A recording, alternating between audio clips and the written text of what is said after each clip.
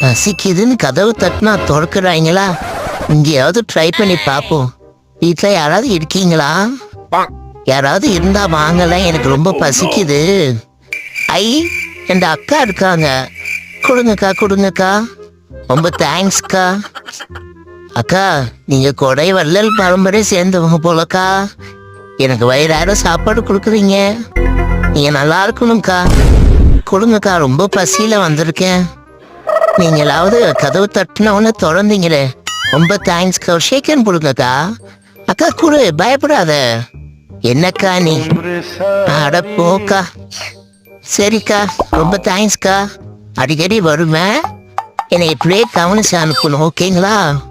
இந்த தம்பியை மறந்துடாதக்கா. வரட்டாக்கா. பாய். see you. வரேன்க்கா, வரேன்.